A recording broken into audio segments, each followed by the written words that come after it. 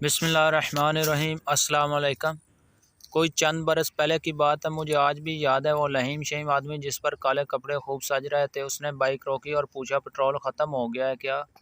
کیوں بائک گھسیٹ رہے ہو؟ میں نے سر ہلا کر بتایا جی پٹرول ختم ہو گیا، قریب میں کوئی پٹرول پمپ بھی نہیں ہے اس لیے۔ قریبی کریانے کی دکان پر اس نے مجھے کندھوں سے پکڑ کر بینچ پر بٹھایا، 1 لیٹر بوتل لی اور آدھی خود پی لی اور آدھی زبردستی مجھے پلائی اور اسی بوتل کو اپنی بائک کے پٹرول سے بھر کر میری بائک میں ڈال دیا۔ میں کہتا رہا مجھے چند قطرے پٹرول کے چاہیے، میرا گھر قریب ہے، مگر اس نے پورا لیٹر پٹرول میری بائک میں ڈال دیا۔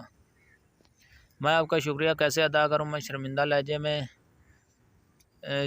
لہجے میں اس سے کہا۔ اس نے کہا بہت آسان ہے، زندگی میں جب بھی کسی کے پاس راہ چلتے پٹرول ختم ہو جائے، اپنی بائک میں سے پٹرول نکال کر اس کی بائک میں ڈال دینا، اور اتنا ڈالنا کہ اس کا سفر منزل مقصود تک خیر خیریت سے گزر جائے، اور اسے بھی تاکید کر دینا کہ میرا شکریہ ادا کرنے کا طریقہ یہ ہے کہ تم بھی آگے ایسا ہی کرنا۔